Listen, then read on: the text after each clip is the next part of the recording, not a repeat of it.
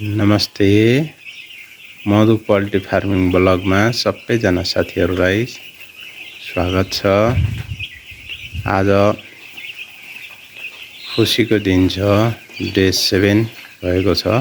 7औं दिनमा प्रवेश गरेछन्। 7 दिन कम्प्लिट भएका छन् मेरा ब्रोइलर कुखुराहरू। यो 2 नम्बर खोरको हो। 1 नम्बर खोर उता छ भने यस्तै गरी यो 2 नम्बर खोरको चल्लाहरूको हो। चल्लाहरू एउटै लट हो। सेम टु सेम हो। 50-50 गरेर अहिले थोरै हालेको 1000 हाल्नेमा करिबन 650 का दरले एउटा फर्ममा हालिएको छ साथीहरू। आज कम्प्लिट भए 7 दिनका कुखुराहरू।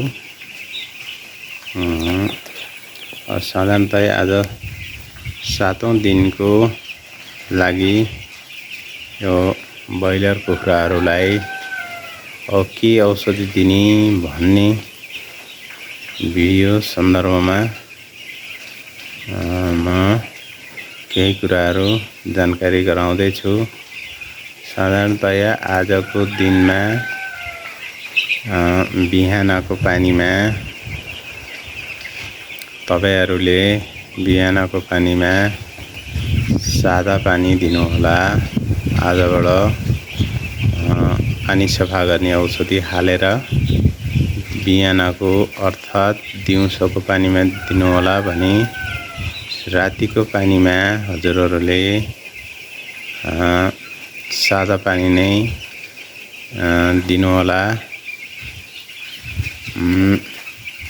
दाना चाहिँ 0 दाना नै स्टार्टर 0 दाना नै खुवाउनु होला।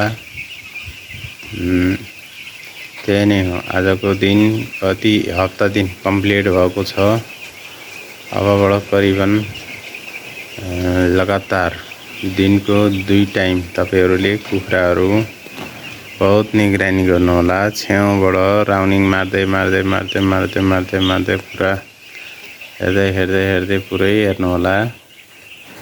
कहाँ कस्तो कुखुरा के भइरहेको छ, कुखुराको कन्डिसन बहुत बुझ्नु होला, देखभाल गर्नु होला। कहाँ कति के भएको छ भन्ने कुरो। मेरो आज एउटा कुखुरो झुङेको अवस्था छ। त्यहाँनिर देखिन्छ हेर्नु, एउटा कुखुरो झुङे छ। यतिकै यो 13-1400 को लटमा हजुर 2टा खोरमा गरेर यो खोरमा चाहिँ एउटा बच्चो झुङेको छ। के कारणले झुङ्यो भनेर त्यसलाई पुरै पत्ता लगाइहाल्नु पर्छ। एकदम फर्स्ट एड हुनुपर्छ। किनकि ट्रिटमेन्ट गर्न सजिलो हुन्छ तपाईको एउटैबाट। त्यो मेरो चल्लो खास झुङ्नुको कारण चाहिँ चल्ला कलमेहरूको कारण हो। त्यो तपाईको उतैबाट आएको।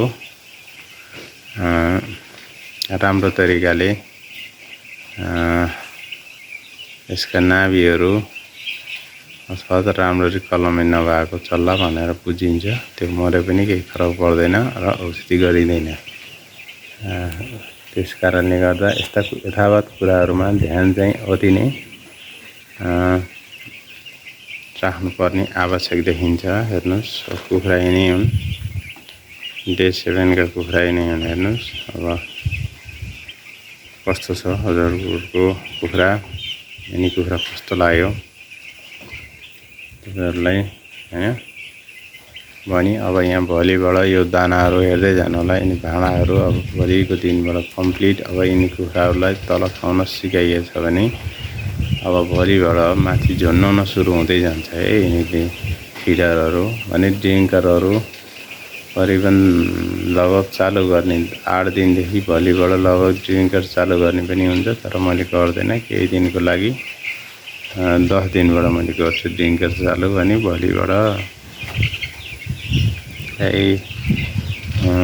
फिडर मात्रै झुन्नाएर दिइन्छ। भुइँमा राखेर दिइन्न।